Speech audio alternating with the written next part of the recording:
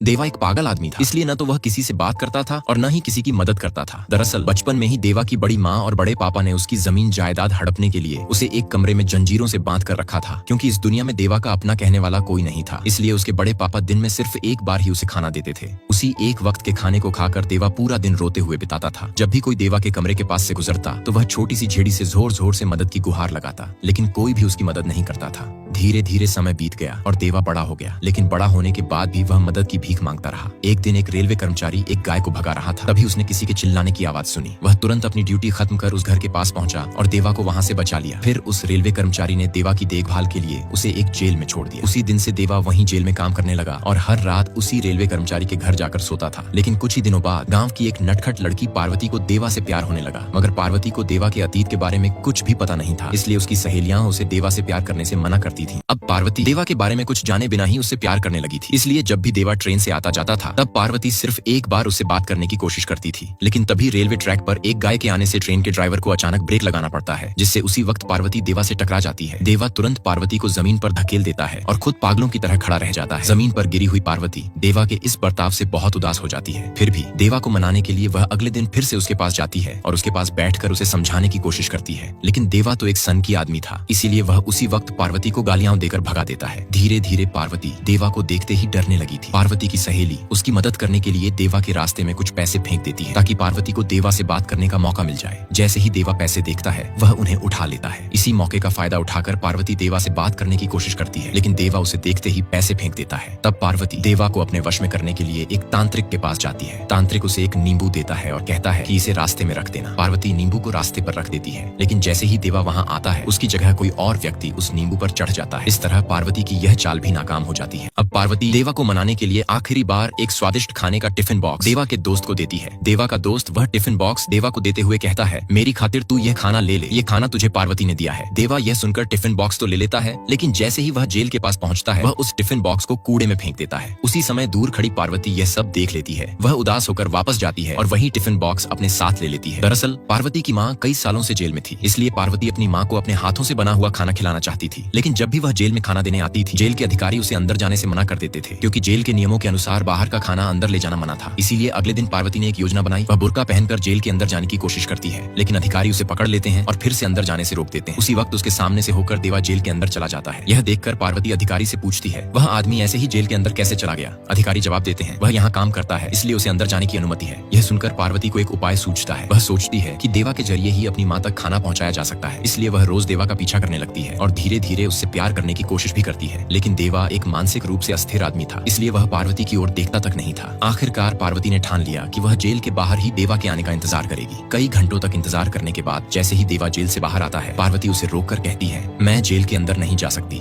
इसलिए मैं तुम्हारे पीछे कई बार आई, कई बार तुमसे विनती की कि सिर्फ एक बार यह खाना मेरी माँ तक पहुँचा दो, क्योंकि तुम जेल के अंदर जाते हो, इसीलिए मैंने तुमसे मदद मांगी। लेकिन तुम तो एक पागल इंसान हो, तुम्हें क्या पता चलेगा कि बिना माँ की बेटी की जिंदगी कैसी होती है। अब पार्वती देवा को रोकते हुए सबके सामने कहती है कि तुम एक पागल आदमी हो, तुम्हारे अंदर फीलिंग नाम की कोई चीज ही नहीं है। एक बिना माँ बाप की बेटी का दर्द तुम्हें कैसे पता चलेगा? तभी देवा गुस्से में आकर पार्वती को धक्का देकर वहाँ से चला जाता है। उसी समय जेल की एक अधिकारी पार्वती के पास आती है और पूछती है कि देवा के बारे में तुम ये सब क्यों कह रही हो? पार्वती गुस्से में कहती है कि देवा कोई आदमी नहीं बल्कि एक जानवर है। असल में यह देवा के माता पिता की गलती है कि ऐसी औलाद उसे मिली है। फिर अधिकारी कहती है कि शायद तुम्हें देवा के बारे में पूरी बात पता ही नहीं। दरअसल जब देवा छोटा था वह बहुत खुश था। देवा के पिताजी हमारी इस जेल में नौकरी करते थे, इसलिए जब भी देवा के पिताजी ड्यूटी पर आते तो वह अपने साथ देवा को भी लाया करते थे। देवा अपने पिताजी के साथ बहुत खुश रहता और सभी कैदियों के साथ मिलजुल जाता था। लेकिन एक दिन जेल में देवा के पिताजी ने एक कैदी को सबके सामने डांट कर नीचे बैठा दिया था। इससे वह कैदी उन पर बहुत गुस्सा हो गया। गुस्से में वह कैदी एक दिन जेल से भागने की कोशिश करने लगा। उसी वक्त देवा के पिताजी ने उसे पकड़ लिया। इसके बदले में वह कैदी गुस्से में आकर उसी वक्त देवा के पिताजी की टिकट काट देता है और उसी दिन से देवा पूरी तरह से बिना माँ बाप का बच्चा रह जाता है। यह सब सच जानकर पार्वती बहुत उदास हो जाती है। देवा के बारे में अपनी पहले की कही हुई कठोर बातों को सोचकर वह पूरी तरह टूट सी जाती है। अब पार्वती देवा की सारी सच्चाई जानने के बाद उससे प्यार करने लगती है। इसलिए जब देवा ट्रेन में जा रहा होता है तब पार्वती उसे भगवान का प्रसाद देती है। लेकिन देवा तो एक सनकी आदमी था, इसलिए वह पार्वती से प्रसाद नहीं लेता। यह देखकर पार्वती गुस्से में आकर उसके पास बैठे देवा के दोस्त को प्रसाद दे देती है और फिर अपनी सहेलियों को भी दे देती है। इसी बीच रास्ते में कुछ शरारती लड़के देवा पर पत्थर फेंक देते हैं, जिससे देवा को हल्की सी चोट लग जाती है। यह देखकर पार्वती से रहा नहीं जाता। वह तुरंत देवा के पास जाकर उसकी मदद करने की कोशिश करती है, लेकिन देवा उसे वहाँ से जाने के लिए कहता है। तब पार्वती गुस्से में देवा को डांटते हुए अपनी साड़ी का एक टुकड़ा फाड़कर देवा के माथे पर बांध देती है। उसी पल देवा की हालत थोड़ी सुधर जाती है। पार्वती फिर चुपचाप वहाँ से चली जाती है, लेकिन देवा को उसके इस मदद से अंदर ही अंदर सुकून महसूस होता है। कुछ समय बाद जब ट्रेन चल रही होती है, पार्वती देवा की चोट को देखने की कोशिश करती है। तब देवा मुस्कुराकर कहता है कि अब उसकी चोट ठीक हो गई है। देवा की यह अच्छी बात सुनकर पार्वती पहली बार थोड़ा खुश हो जाती है और अपनी सहेली को यह बात बताती है। उसकी सहेली कहती है, हाँ, ये सब तेरे ही कारण हुआ है। इसी बीच देवा की जेल में कुछ गुंडे एक कैदी को बहुत बुरी तरह से पीट देते हैं। असल में वह कैदी पहले एक राक्षस था। कुछ साल पहले उसने कुछ लोगों की टिकट काट दी थी और उनका पैसा एक पेड़ के नीचे छुपा दिया था। अब वे गुंडे उसी पैसे को लेने आए थे, लेकिन तभी वहाँ देवा पहुंच जाता है। वह सबको पीटकर वहाँ से भगा देता है। देवा की इस मदद से वह कैदी भावुक होकर अपनी माँ के पास जाकर रोते हुए कहता है, देवा की वजह से आज मैं जिंदा बच पाया हूँ। नेक्स्ट पार्ट के लिए लाइक और कमेंट करें।